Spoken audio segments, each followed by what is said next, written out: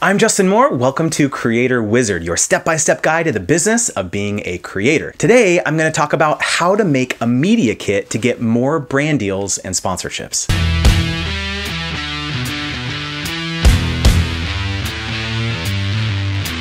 So in this video, you're going to learn why it's so important to have a media kit, the must-have elements of a media kit that every brand is going to want to see, how to easily make a media kit for yourself using free tools online, and something not a lot of people talk about, which is what to do with your media kit once you've created it to increase the chances of getting more brand deals and sponsorships. So before we get started, if you want insider tips on how to grow your business as a creator and diversify your income, click the link in the description to join our free newsletter, and you'll also get a downloadable brand deal pricing checklist. So what is a media kit? So a media kit is a well-designed visual document that showcases who you are, your main social media platforms, how many followers you have, your audience demographics, the types of content you make or the services you offer, examples of past brand partnerships, and so on. So why do you need a media kit? So for creators, it's kind of like your resume, right? I mean, oftentimes it's going to be agencies who's requesting your media kit because they want to be able to show something to their client, who is the brand. So rather than sending the client like a link to your social platform or a post that you did, you get to control that and put your best foot forward and send them the content that you're most proud of or what you think is most representative of what you're capable of doing. Another reason to have a media kit is you just seem more professional, and like what you're doing. In my experience, the vast majority of influencers I've worked with still don't have a media kit, even with like hundreds of thousands of followers. So, to be clear, I'm not saying that you can't get brand deals or sponsorships without a media kit. I'm just saying that it's another tool in your toolkit to further establish your credibility. So what do you need to include on your media kit? So I thought it would be honestly helpful if I just walked through the media kit that I made for my wife and myself on Canva, which is a free design platform. So I just used one of the awesome media kit templates that they had on there. So check it out. So this is my media kit with my family. So this is my wife, April, my two kids, Liam, who is 6, and Jacob, who is 3, obviously myself, but just a nice, family photo to greet people who open it. I have my wife's name on here as kind of the main creator because she really started it all, obviously. And we quickly mention the types of content that she makes, from family, food, travel, beauty, and lifestyle, to just get a sense of all the different types of things she's doing. On every page, I have the email address that people should contact if they want to work with us, including rates. And the second page here is just a quick one-pager of information about April. So there's a little biography, there's an FAQ. So oftentimes brands will want to know where you live. So we say we live in the San Francisco Bay Area.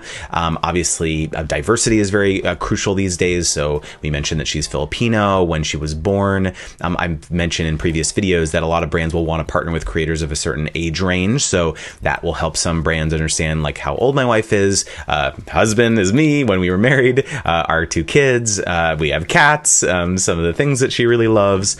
And then obviously very important is the different platforms that she's on. So she has 3 different YouTube channels. So they're all listed here.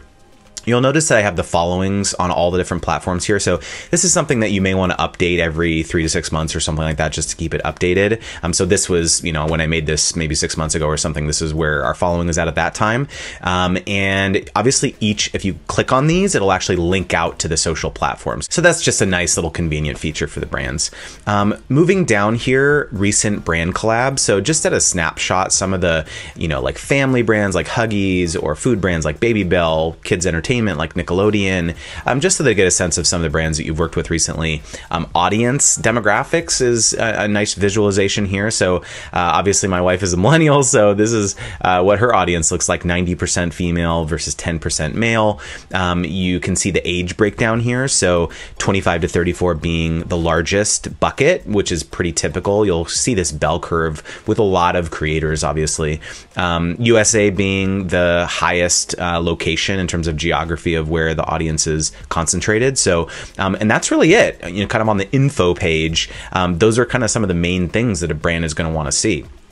Moving down here, the rest of the media kit, honestly, is a representation of the past work that you've done. So we have a family section. So this includes like Nickelodeon and, you know, some toy brands and, you know, Reddi-wip. Like these are all kind of family focused things. Scrolling down, I mentioned my wife does a lot of different types of content. So we have a food section. And each of the, where you see this little play button here, that's just to let the brand understand that they can actually click it and it will link out to the actual social post on the different platform like YouTube or Instagram or Facebook or whatever, so that they can actually see the live post, see what it looked like if it's a video, see the engagement, see the comments. Scrolling down here, we have a home section. So she's worked with Walmart and, you know, various different you know, companies who have furniture and things like that. So lifestyle and beauty, this is how she got her start. So Pantene and Dove and Clinique and just, you know, the best examples of content that you want to show them. Travel, you know, this is something that we really love to do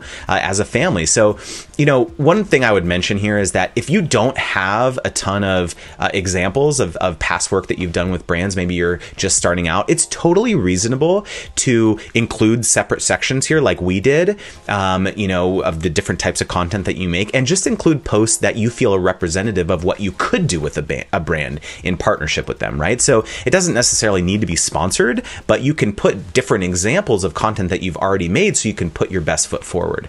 And like I mentioned here, I've mentioned in previous videos that, you know, you probably see we don't have any rates here. The reason that I believe it's so important to ask a potential suitor to contact you for rates is that there are so many different factors involved in pricing a brand deal. And I'll link below the video that I made on all the factors that go into pricing a brand deal. But there's things like the number of posts and what platform and exclusivity and, you know, usage rights like paid media and things like that. Those should all be things that you factor into any brand partnership. And so, you know, if you had pricing in here, you could be sending this to, you know, lots of people over the years, and you have, you know, let's say that you want to update your pricing. You've got different versions of your media kit just floating around, right? So it's always best, I believe, to keep your pricing kind of close to the chest to be able to update it when necessary and just price accordingly based on the deal that and the deliverables that the brand wants you to do. So if you're interested in checking out Canva, click the link in the description box. I recently just upgraded to Canva Pro, which was like the best investment because you get access to like the full catalog of elements and icons and pictures and things like that. But again, you don't need to use Canva. You know, your media kit doesn't need to be super complicated either, right? You know, it could just as easily make it in something like Microsoft Word or Google Docs or Photoshop or something. So what do you do with your media kit once you've made it? So I'm the type of person who has a bias towards action, right? So instead of waiting for opportunities to come to me, I want to go out there and make things happen, even if that means cold outreach to brands or agencies who I think may be interested in a partnership. I know there may be some influencers who act secretive, you know, about who gets their media kit and who doesn't. And I think that might be creators who actually include pricing in there, obviously. But, you know, in my opinion, you want to spread your media kit as far and wide as possible so that it's in the hands of as many people as possible who may want to partner with you. Best case scenario, let's say you have a blog or a link tree in your Instagram bio. You know, brands or agencies should be able to access your media kit without even contacting you, right? So if you have some sensitive information about yourself that you don't want your followers knowing, like let's say you don't share your last name on social media or something, just don't include it in your media kit. You know, that way you increase the probability of snagging a brand who, you know, maybe wasn't at the point yet of formalizing their campaign, but they took a peek at your media kit and they were super impressed. In my experience, lots of brands kind of kick the tires on potential influencers before ever reaching out. So the more information that you can provide to cast yourself, you know, and your abilities in the best light possible, the better. So I hope you enjoyed the video. I would love for you to subscribe and click the notification bell to be alerted every time I upload a new video. And please leave a comment down below. Let me know if you have any questions about making your own media kit, or if you have future video ideas. You are now one step closer to becoming a creator wizard. Don't forget, if you want insider tips on how to grow your business as a creator and diversify your income, click the link in the description to join our free newsletter. You'll get exclusive videos, worksheets, and insights on the influencer marketing landscape, access to special product discounts, first look at upcoming courses, and more.